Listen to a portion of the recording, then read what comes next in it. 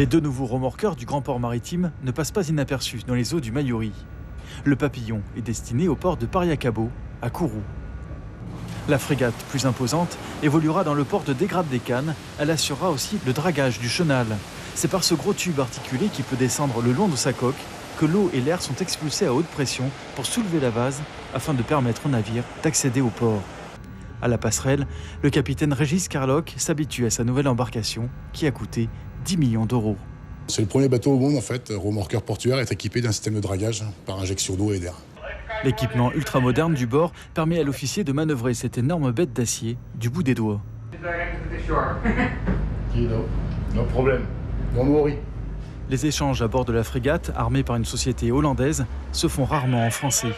Après une décennie passée sur des bateaux de pêche en Bretagne et 18 ans au large de l'Afrique, le capitaine de la frégate se familiarise avec les eaux guyanaises. Je suis en train d'apprendre. On m'apprend les bases du langage, parce que je suis parti pour rester quelques années ici, en compagnie de Debourg. Donc effectivement, vu que la majeure partie de l'équipage est hollandais, je risque fort d'apprendre le hollandais dans les années à venir. La frégate parcourt la longueur du chenal d'accès au port en 6 heures lorsqu'elle active son système de dragage. Cette voie de 15 km doit être désenvasée en permanence. Il faut aussi pouvoir remorquer des navires imposants. On a la puissance de 80 bollertons. Ça veut dire qu'on peut tirer vraiment des grands bateaux. Des tankers, des conteneurs. 4 à 6 marins sont nécessaires pour assurer les manœuvres. Sous le pont, cuisine, cabine, carré commun peuvent les accueillir pendant plusieurs jours. Dans la salle des machines, le bruit est assourdissant.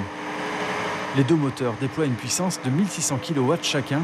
Il s'agit d'entretenir au mieux cette mécanique pour qu'elle assure sa mission sur le long terme. On a un contrat pour 12 ans, dont les premières 2 années qui sont déjà passées étaient pour construire ces 2 navires. Et entre-temps, on a fait le dragage et le remorquage avec des engins traditionnels. Mais à partir de cette année, on a commencé avec ces 2 dragues et remorqueurs. Et alors, on a encore presque 10 ans à faire. L'entretien des chenaux de Dégrade-des-Cannes et de Pariacabo et le marché de remorquage représentent un coût global de 98 millions d'euros. Le CNES prend en charge la part qui concerne Kourou, soit un peu plus d'un tiers du montant du marché. Le reste est financé par l'Union européenne, l'État et le Grand Port Maritime.